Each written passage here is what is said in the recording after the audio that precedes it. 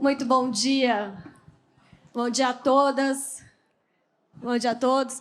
Ricardo, por favor. Estávamos lá no fundo prestando muita atenção. Painel maravilhoso, o evento mais uma vez incrível, cheio de expectativa, cheio de energia e cheio de questionamentos. Eu acho que um ponto muito importante que foi abordado no painel anterior, em todas as conversas, é questionar, é perguntar, não ter vergonha e não tem pergunta tola.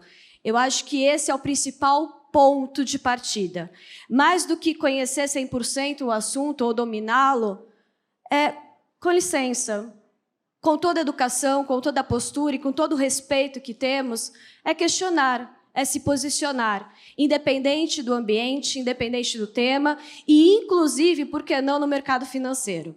Então, quando nós recebemos o convite, né, Ricardo, para falar um pouquinho por que investir, nós olhamos, nos olhamos, né, falando, e aí, por que investir? Um tema extremamente amplo, por que investir? E muito individual. Cada um tem o seu motivo, cada um tem a sua experiência, cada uma tem sua realidade, tem sua expectativa, tem seus objetivos. Então, essa resposta é uma resposta extremamente plural, né, Ricardo? Exatamente. Bom dia, primeiramente. É um prazer estar aqui com vocês. Um desafio enorme, né? Normalmente eu vou fazer eventos, palestras, reuniões para falar sobre cenário, renda variável, e, de fato, ver esse grande desafio. Então, um passo antes, né? Por que investir? E a gente começou a nos questionar, né? Eu comecei a me questionar qual o propósito, por quê, qual o objetivo. E a gente chegou à conclusão, não ter uma resposta única, não ter uma resposta certa. E aí a gente foi aprofundando um pouco dos temas que a gente entendeu ser um dos objetivos, né, Ellen? Exato. Aí nós começamos a brincar na reunião, vamos desenhar quais são os nossos objetivos, por que nós investimos, por que devo investir, né? E aí são N temas, a liberdade, quero fazer no momento que eu quiser algo, não quero depender de ninguém, eu quero ter minha liberdade financeira, eu quero ter escolha, o poder de escolha é algo que nos vem muito à mente. Quero construir patrimônio, eu quero conquistar algo, um bem material, uma viagem, enfim, eu quero ter uma aposentadoria confortável, eu quero conversar sobre finanças, então eu vou depender de conhecimento para falar sobre, quero olhar o futuro da minha família. É muito natural nós olharmos investimento e olharmos para a família, né? Então, esse tema família, eu acho que é algo extremamente importante para nós conversarmos, geração de renda, construção de patrimônio. Enfim, fato é que apareceu uma nuvem de palavras na nossa cabeça. E aí, eu e o Ricardo, né, falamos, poxa, quem que poderia nos ajudar a responder? E aí, somos moderninhos. Tentamos, pelo menos, né?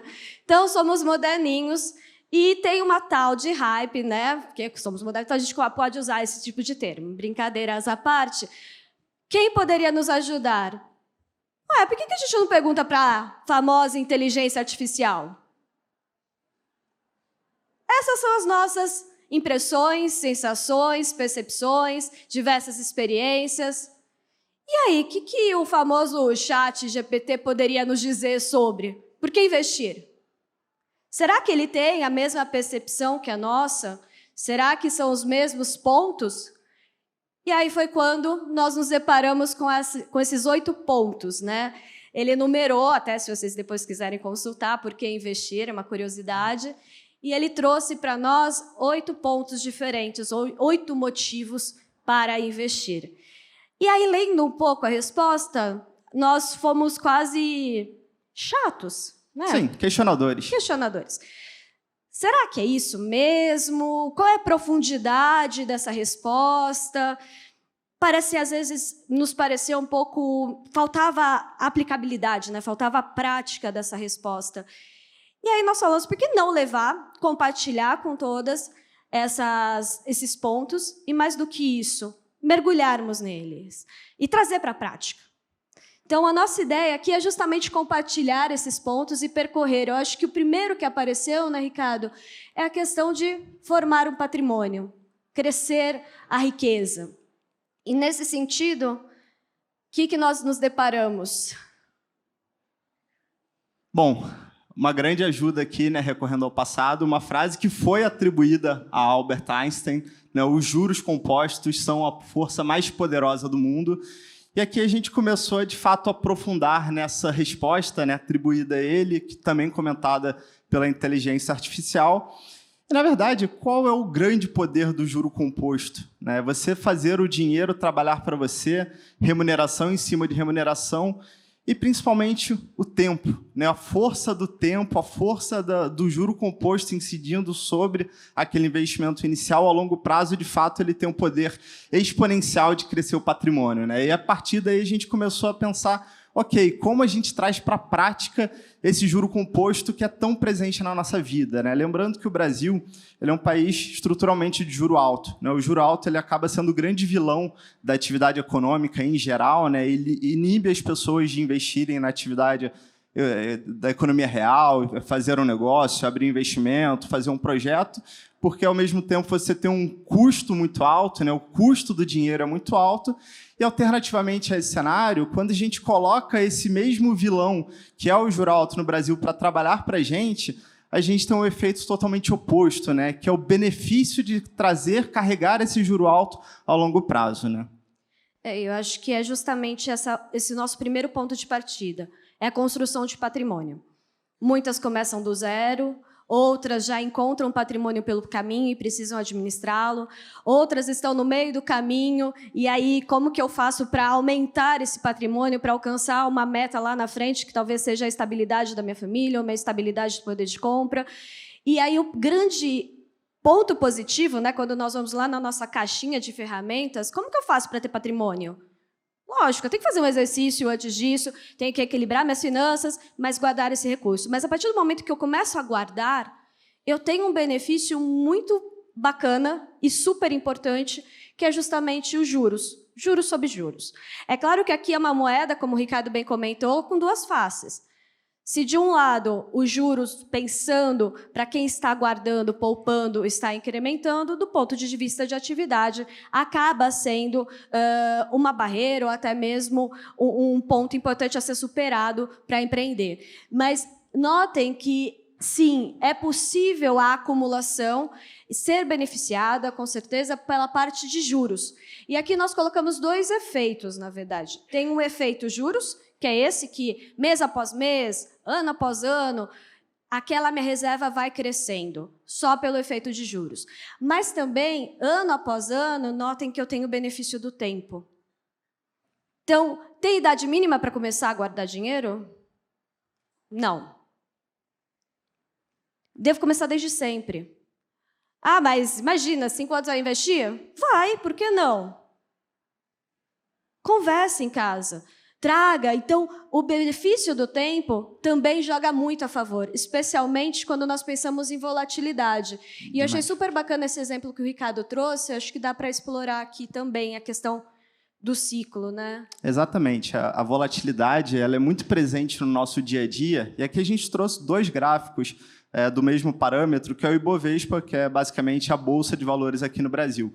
Né? O primeiro gráfico aqui do lado esquerdo, ele mostra exatamente o efeito da pandemia. Lembrando lá que tragédia, né? Ninguém quer lembrar daquilo, mas a pandemia chegou aqui no Brasil, né, no início de 2020. Em março de 2020, a gente teve início aquela série de lockdowns, fecha tudo.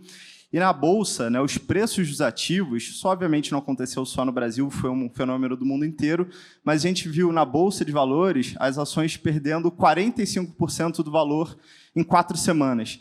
Né? A Bolsa chegou a ter vários dias a sua sessão interrompida por uma volatilidade, né? Quando chegava a uma queda de 10%, os negócios eram suspensos.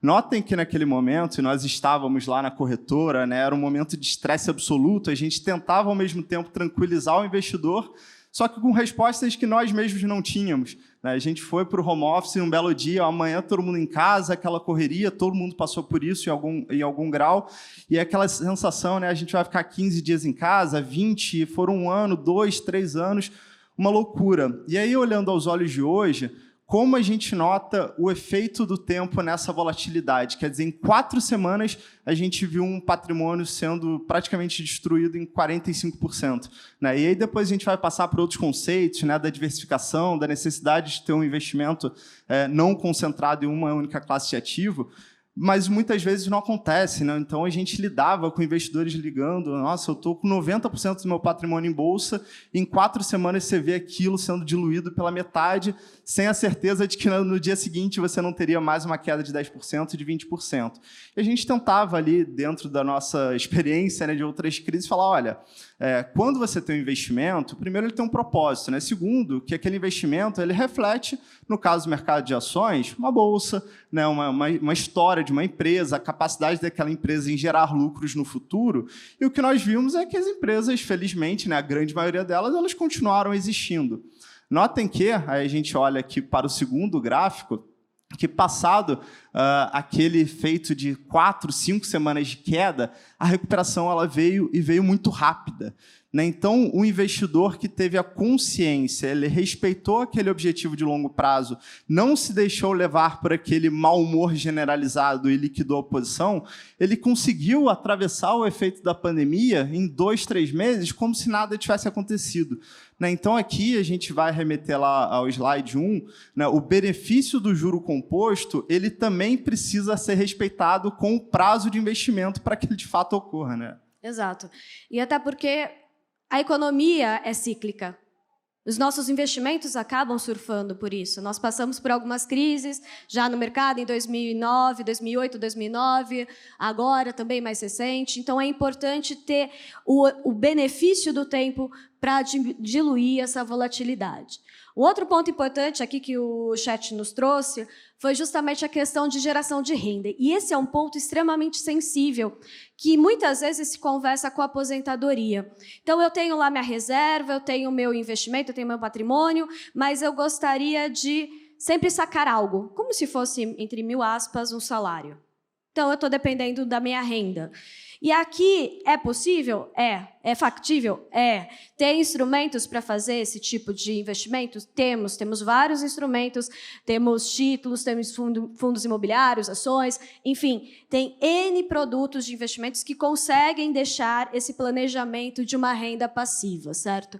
E aqui tem um exemplo bem interessante, né, Ricardo? Justamente dessa ideia de eu tenho meu principal e eu vou sacando mês a mês uma renda. Mas tem um detalhe importante, acho que vale explicar. Exatamente, Ellen. Eu acho que aqui a gente está até muito bem servido, porque, voltando, né, à apresentação inicial sobre o perfil, né, das investidoras, cerca de 50% das investidoras elas já tinham uma ideia de que o investir é um instrumento de manutenção do seu poder de compra a longa data. Né? Quer dizer, o que você tem acesso hoje, como você mantém aquela qualidade de vida, aquela cesta de bens que você consome ao longo do prazo. E aqui no Brasil, obviamente, isso aqui é um instrumento que todo mundo sabe, né? A necessidade de proteção contra a inflação.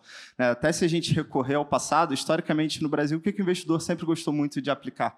Né? Imóveis. Por N motivos, né? Motivos de segurança, motivo de que você vê o seu imóvel, o seu tijolo está ali, ninguém vai confiscar, ninguém vai retirá-lo, aquele bem do seu patrimônio, mas também porque o imóvel, o terreno, ele sempre teve uma capacidade, né, de proteger contra a variação da inflação. Né? Você tinha um imóvel lá de 100 mil, ao longo do tempo ele vai sendo valorizado, obviamente, né? Imóvel não dá para generalizar, tem localização, tem qualidade, etc., mas o investidor ele sempre teve, mesmo talvez não tendo todo o conhecimento técnico, né, como vai ser o impacto da inflação, ele sempre teve aquela ideia de que era uma segurança, né, era um porto seguro. Hoje, obviamente, a gente está num cenário totalmente distinto. Né? Existem N produtos que conseguem levar o investidor a essa proteção implícita contra a inflação. E quando a gente trouxe esse gráfico aqui, qual é a ideia? Vamos partir do pressuposto que a gente faça uma aplicação de X reais, porque ao longo do tempo você vai utilizar aquele recurso para complementar a sua renda e você vai fazer resgate daquele recurso. O fato é o seguinte, ao mesmo tempo em que o tempo vai passando, né, você também tem um avanço da inflação. Então é importante que a gente consiga fazer um resgate daquele recurso, mas talvez não na integralidade daquele juro. é importante sempre ter um componente de reinvestimento daquele recurso, porque ao longo do tempo o seu patrimônio ele continua subindo, né, Ellen? Eu acho que aqui o principal ponto, tentando ser bem simplista na tua fala, tá, Ricardo? É não dilapidar o patrimônio. Então, meu patrimônio ele pode gerar rendas mensais? Pode, semestrais, enfim, a periodicidade que foi combinada. Bacana. Mas eu tenho que tomar cuidado com o patrimônio que está gerando aquela renda. Eu não posso descuidar dele. Eu não posso, eventualmente, colocar meu patrimônio, eventualmente, em um único produto que vai me dar um ganho fixo e ele, o principal, não vai ser remunerado. Como assim, Ellen? Imagina, eu tenho aqueles mesmo R$1.000 e eu vou sacando porque eu vou ter um dividendo sobre aqueles R$1.000. Quando vencer aquela operação, eu vou encontrar os meus R$1.000 lá. Bacana. Mas será que ele vai valer exatamente os mesmos R$1.000 que eu investi lá atrás? Eu dilapidei meu patrimônio. Então, eu tenho que tomar muito cuidado quando a opção for fazer uma renda mensal, eu tenho que cuidar do meu patrimônio principal também, e não olhar apenas para o ganho mensal. Eu acho que esse é um ponto importante aqui de atenção para nós. Tá? Então, eu tenho que garantir que eu vou, pelo menos, manter o meu poder de compra daqueles meus R$1.000 lá na frente. Outro ponto importante, que é justamente a segunda parte dessa história, que é a inflação, né? Então, nós passamos por um processo... A economia brasileira ela é uma economia... Foi, na verdade, agora está bem controlada, mais previsível, mas fato é, apesar de, graças a Deus, não ter uma inflação de quase 100% ao mês, eu tenho uma inflação próxima de 5% ao ano. Então, eu preciso garantir meu poder de compra.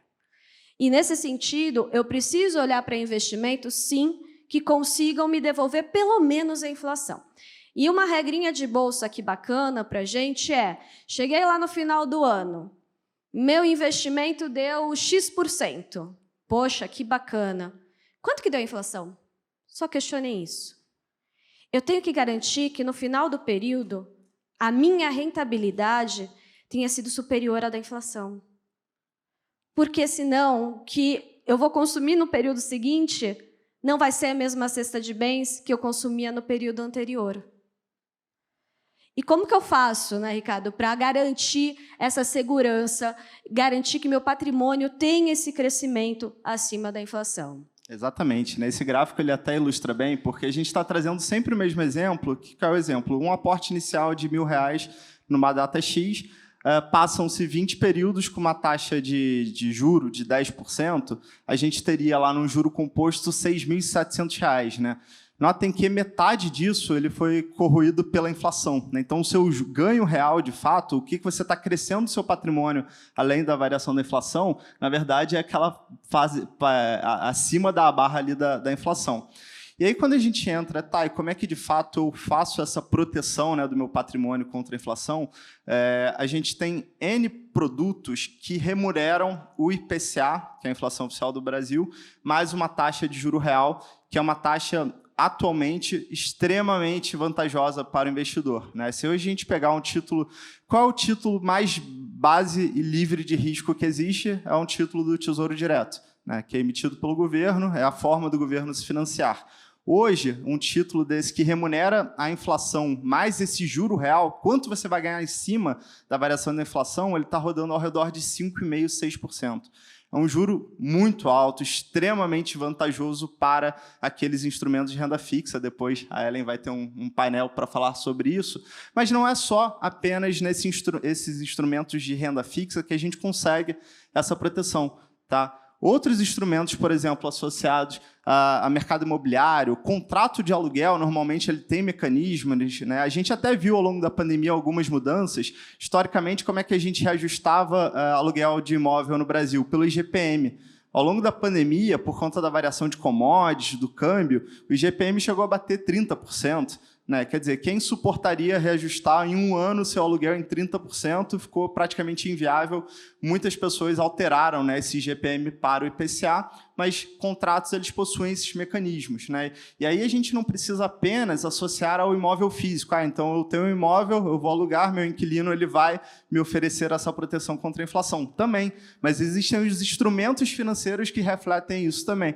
Por exemplo, o fundo imobiliário e até no mercado de ações, as empresas que são ligadas a setores que têm esse componente de repasse. Por exemplo, uma empresa de shopping center, né? Ela tem ali um contrato de receita atrelado a uma inflação do período. Boa. Então, regrinha de bolso, qual é a rentabilidade? Qual foi a inflação do período? Garantia ali que foi real, bacana, mantive pelo menos o meu poder de compra.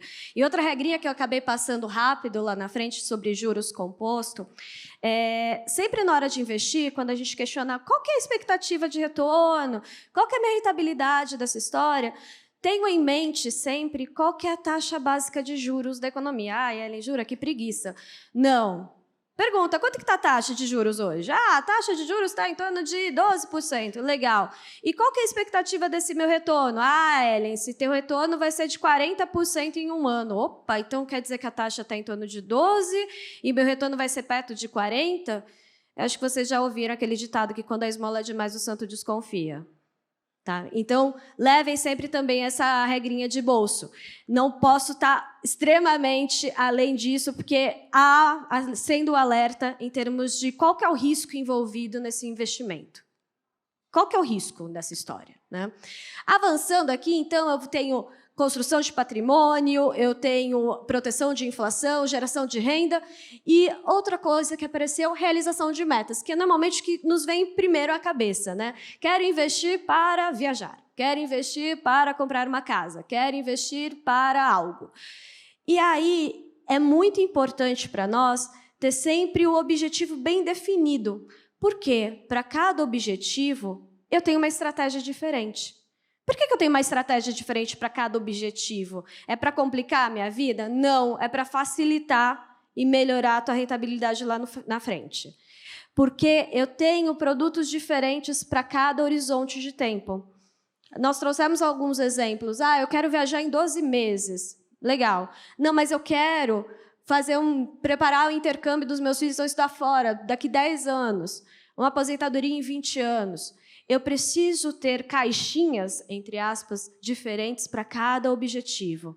Cada objetivo ele leva uma prescrição, é quase um medicamento, né? Um remédio diferente para você realmente ter sucesso.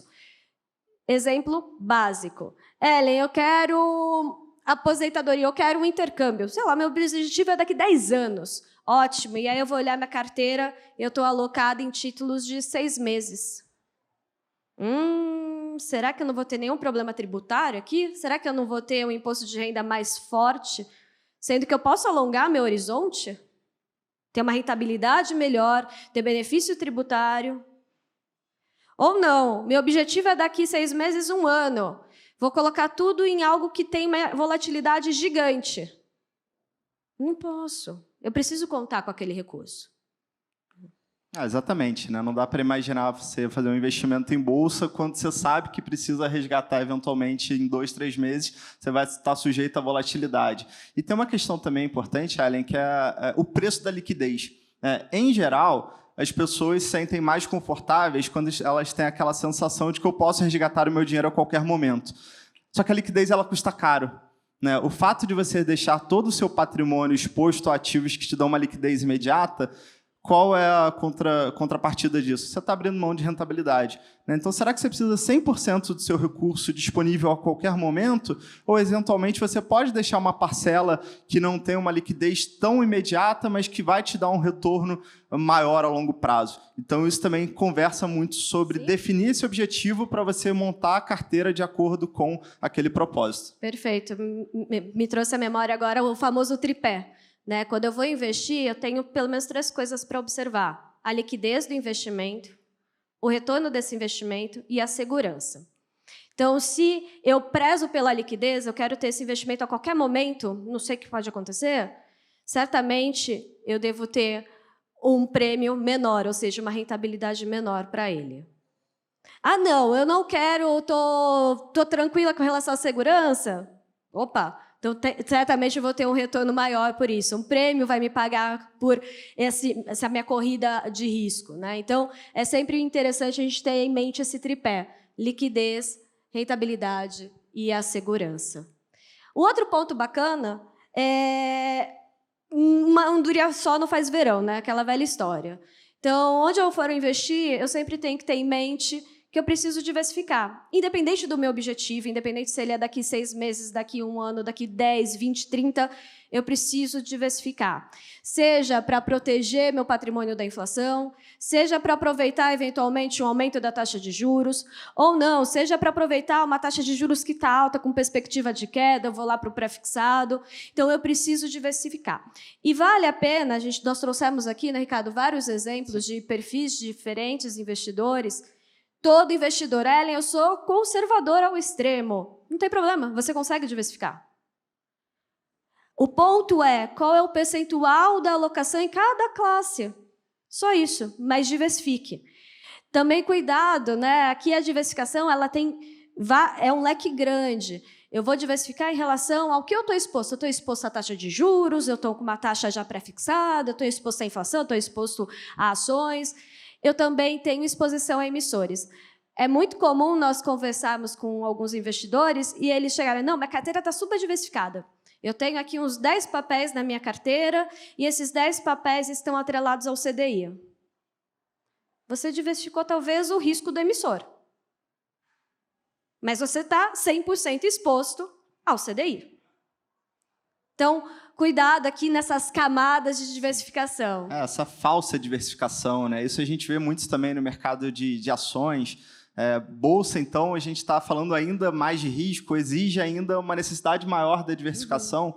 E às vezes você está, eu estou diversificado, eu tenho ações da Lojas Renner, da Natura, da Alpargatas, fala, sensacional, são empresas espetaculares, mas você está altamente concentrado ao varejo, né? Então, cuidado com essa falsa ideia também da diversificação e, ao mesmo tempo em que a gente tem que ter um cuidado enorme com a pulverização. Ah, não, eu vou comprar aqui, então, 38 ações, porque eu estou super diversificado. Provavelmente você não vai sair do lugar, né? Existe um ponto ideal de diversificação para que você não pulverize sua carteira, você vai ter muito mais dificuldade em controlar aquilo, você vai ter muito mais trabalho para acompanhar 38 companhias, histórias, ou 38 produtos de investimento, seja uma renda fixa, seja um fundo imobiliário. E assim você vai estar pulverizando e provavelmente você vai fazer com que as histórias boas sejam compensadas por aquelas que terão prejuízo. Exato. Então, aqui é um exemplo para um perfil conservador, um moderado, o arrojado. Olha como a pizza vai aumentando, né? Conforme a minha tolerância ao risco, eu começo a colocar outras classes de ativos dentro dessa diversificação. Ellen, acho que é bacana comentar o seguinte, isso aqui são exemplos reais, tá? Isso aqui são carteiras que, de fato, o nosso time da Ágora propõe para os investidores todos os meses, e essa pizza ela vai mudando porque ela nasce a partir de uma discussão de um comitê que entende qual é o cenário econômico, quais são as oportunidades, e elas serão calibradas ao longo do tempo, tá? Então, isso aqui é um exemplo prático, real, e dentro dessa pizza aqui a gente está lá ações, tá? Ações é vago, pode ser um fundo de ação, pode ser ação XYZ, então a gente vai afunilando até, de fato, chegar na recomendação prática, tá? Não é um instrumento aqui apenas teórico. Perfeito. E andando, a famosa aposentadoria, né? Quem nunca sonhou em ficar tranquilo em algum momento da vida nessa correria? Casa com a renda passiva? Também. Mas aqui eu tenho também outros instrumentos para permitir essa aposentadoria tranquila. E foi comentado, inclusive, a própria Maria Helena comentou, falou, olha, graças a Deus a nossa expectativa de vida está ampliando. Sim, excelente notícia. Mas também aumenta a minha preocupação em relação ao meu compromisso com o meu futuro. Nós fazemos check-up, nós tratamos da nossa saúde, mas eu também preciso tratar da minha saúde financeira. E lá na frente? Como vai ser? Né? Então, a expectativa de vida é uma notícia maravilhosa, mas nos traz também esse compromisso com o futuro. Com o nosso futuro, não só do ponto de vista de saúde, de família, mas também do ponto de vista financeiro. É curioso, Ellen, porque no fim do dia, né, todos os temas eles são conectados, né? Você não consegue falar de diversificação e não lembrar de aposentadoria, né? Você está construindo um portfólio a longo prazo. E aí, voltando lá, aquele primeiro slide, né? Tá, mas ao final, o que te leva a investir? E cada um vai ter um argumento, mas no fim do dia passa muito por liberdade, segurança, qualidade de vida, conforto, por aí vai.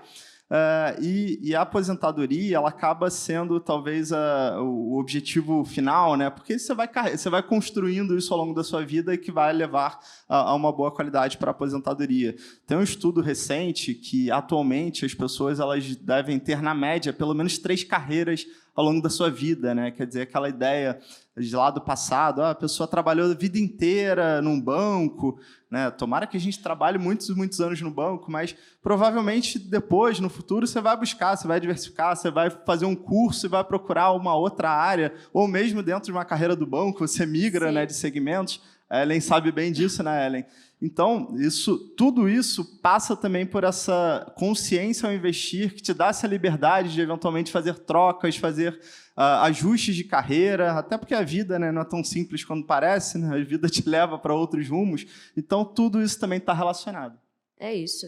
E aqui tem diversos instrumentos para ajudar na aposentadoria, a própria previdência privada, eu acho que é o primeiro ponto, o primeiro produto que vem à mente, lembrando que ela também tem outras funções, como o próprio planejamento sucessório ou a preocupação na parte de transmissão de patrimônio, né?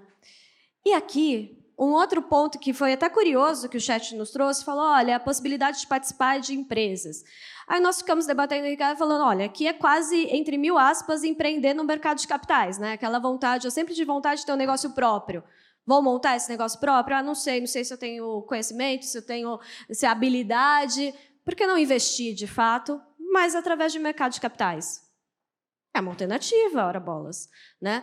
E aqui, portanto, a gente começa a observar a participação de empresas através, justamente, do ingresso da renda variável, né, de ações. Exatamente. Né? Esse gráfico aqui ele mostra a divisão setorial do Ibovespa. Né? A nossa bolsa ela é muito concentrada em commodities. Né? A gente tem um peso enorme da Vale, da Petrobras, Gerdau, Suzano, por aí vai. O setor financeiro também pesa muito na nossa bolsa, né? Representa muito. Então, Bradesco, Itaú, Santander, Banco do Brasil, por aí vai. E a gente tem os outros setores, né? O setor de consumo, varejo, o setor de saúde, telecomunicações. E quando isso aqui, lembrando, né, foram todas respostas trazidas pela inteligência artificial e a gente foi aprofundando. Ela, de fato, faz muito sentido. Né? Primeiro porque a Bolsa ela é um instrumento de você aumentar a sua diversificação, participar do crescimento potencial de lucros daquelas empresas, não deixa de ser uma alternativa, né, para empreender. E é curioso pensar, porque às vezes a gente se depara com algumas conversas com o investidor, fala assim, eu não gosto de bolsa, porque é muito arriscado. Tudo bem, perfil, cada um tem o seu objetivo. Eu não entendo, não consigo acompanhar o dia a dia das empresas. Acho que exige, sim, um acompanhamento, exige uma dedicação adicional. Mas falar, tudo bem, mas não, porque eu sou empresário, eu tenho uma empresa, eu tenho uma loja, eu tenho uma prestadora de serviço. Aí, quando você vai tentando entender a história da pessoa, porque, no fim do dia, qual é o recado? Assim, eu sou um empresário e 90% do meu patrimônio está naquela empresa. Fantástico, isso te dá uma segurança, porque você entende daquele negócio. Né? Muitas vezes você construiu aquele negócio, você se sente mais dono da situação. O fato é que quando você... então, de repente, se eu comprar a bolsa, eu posso até ter instrumentos de investimento complementar a minha área de atuação e, ao mesmo tempo, eu estou delegando, né, em algum grau, essa atividade para... A gestão. Exatamente. Né? A gestão do negócio. E como você comentou bem, Ricardo, eu acho que tem várias ferramentas para auxiliar nessa tomada de decisão. E aqui alguns exemplos, a parte de conteúdo, né? Vamos entender um pouco mais qual é esse negócio, onde eu estou entrando, quem é essa empresa, qual que é a gestão dela, qual que é o objetivo, qual que é o planejamento dessa empresa. E, para isso, existe, pensando em renda variável, 2 fontes básicas aqui, né, de compreensão, que é a análise fundamentalista, que ela vai entender, de fato, quem é essa empresa. Vai lá olhar o balanço dela, vai olhar qual que é o planejamento dessa empresa. E a análise gráfica é uma análise que, no geral, ela traz mais momento né? Olha, gostei dessa empresa, bacana a gestão, gosto da estratégia, redondo o balanço, quero entrar, gosto, participo dos princípios dela, mas qual que é o meu melhor momento para eu comprar essa empresa? Será que é agora? Será que é daqui a pouco? Será que eu espero alguma coisa? Então, a análise gráfica pode ajudar nesse sinal verde ou amarelo no momento de entrar, colocar o pé na renda variável. Exatamente. E aqui, para fechar aquele nosso ciclo de 8 pontos que o chat nos trouxe, não menos importante, na verdade, eu colocaria como a base de tudo: educação financeira. Conhecimento. A busca por. E, voltando lá para a nossa conversa inicial, o questionamento. Sejam sempre curiosas, estejam sempre prontas a aprender. É o que me motiva, é o que me guia. Né? Eu quero um desafio todo dia. Eu quero aprender todo dia. E aqui, educação financeira é a base para isso. É a base para eu conversar em casa, é a base para eu instigar meus filhos, é a base para eu falar sobre planejamento familiar. Sim, é a unidade familiar. Eu não preciso ficar acanhada. Eu tenho que conversar, é a família, a unidade. Como que vai ser daqui para frente? Qual que é o nosso planejamento? O que nós queremos como família? Tragam filhos. Vamos conversar sobre. Querem viajar? Que bacana. Vamos organizar a viagem, roteiro e tal. E o orçamento dessa viagem? Traz percepção de valor. Né? Então, a educação financeira ela é importante para determinar qual que é o nosso perfil, o que eu estou buscando, qual que é a minha percepção em relação ao risco, ter análise, controle, investimento, sustentabilidade. Então, aqui é a base. Vamos conversar, vamos questionar e trazer justamente a educação financeira para fechar o nosso ciclo. E com uma provocação, né, Ricardo? Eu acho que quando nós fomos questionar a inteligência, foi mais uma brincadeira para ter uma linha mestre para conversar com vocês. Porque a resposta à pergunta por que investir, ela é muito particular. E independente da resposta final, por que investir, notem que a ponte que vai te levar até o seu objetivo, por que investir, é o investimento. É o planejamento financeiro, é o questionamento.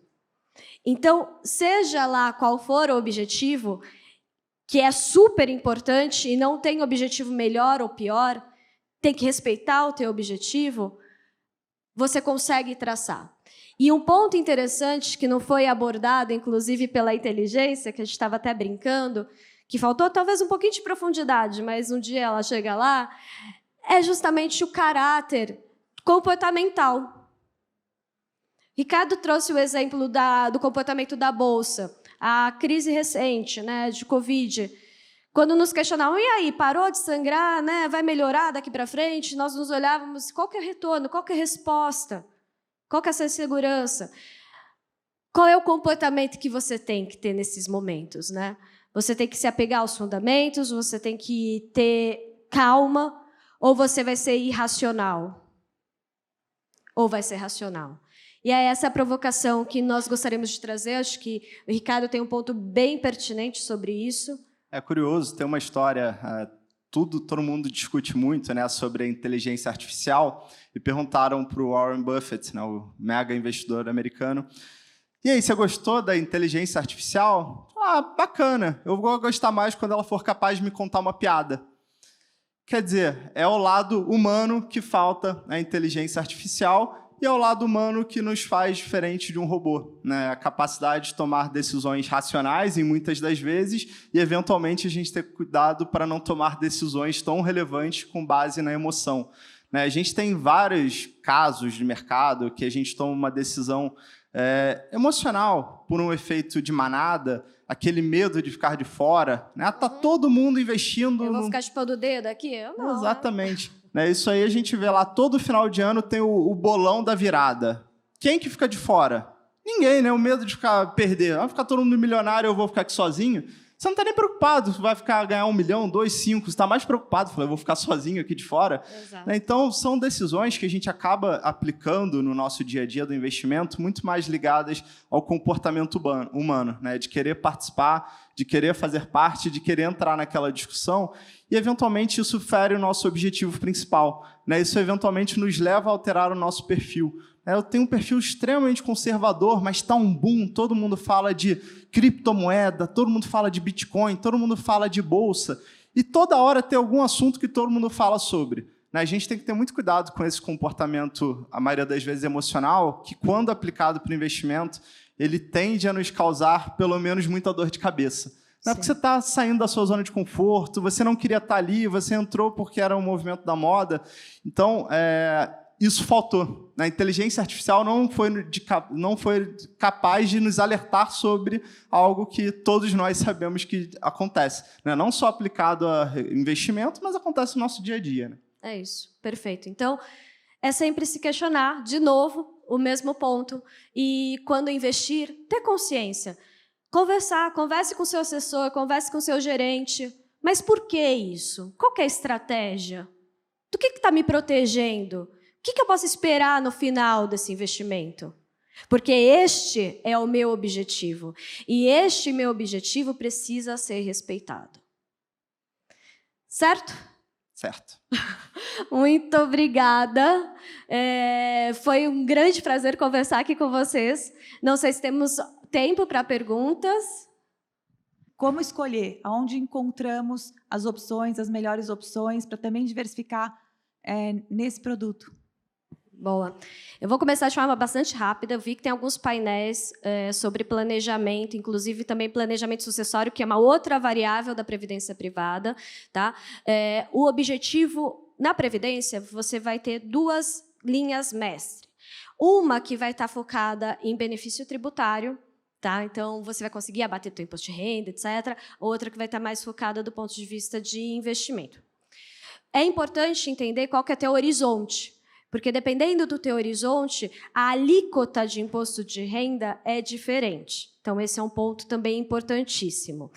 E, ao longo dos últimos anos, houve uma flexibilização dentro da gestão de previdência privada. Muito antigamente, você tinha uma previdência privada bastante pautada, basicamente só pautada em renda fixa. Hoje, você já tem fundos de previdência com N estratégias. Então, digamos, um caso hipotético, olha, eu estou começando agora a minha carreira, eu vou ter um horizonte lá longínquo para eu me aposentar. Será que não faz sentido eu ter um apetite maior a risco? Aí existem fundos de previdência privada que têm uma participação maior em ações, por exemplo. Mas é muito pautado no teu perfil. Qual que é o teu momento de vida, qual que é a tua expectativa em termos de prazo, pegar essa régua tributária, porque, sim, vamos usar esse benefício a favor do crescimento do nosso patrimônio. Tá? E ver como que você se comporta essa volatilidade. Faz sentido eu ter uma exposição mais apimentada à renda variável ou não, mais focada em renda fixa ou multimercado? E onde buscar isso? Converse com o teu assessor de investimentos. Ele vai te apresentar um belo menu de restaurante aqui. Tá? Vai falar, você quer o quê? Massa? Então, só um minuto. Ele vai te mostrar ali umas 5, 6 opções de fundo de previdência. E aí é olhar também quem é a gestão. Quem é a gestora? Qual que é o histórico dessa gestora? Porque é ela que está cuidando do meu dinheiro. Então, assim, super rápida aqui na resposta, Ricardo. Não sei se você gostaria de complementar. Obrigada. Obrigada. Muito obrigada, Ricardo. Obrigado.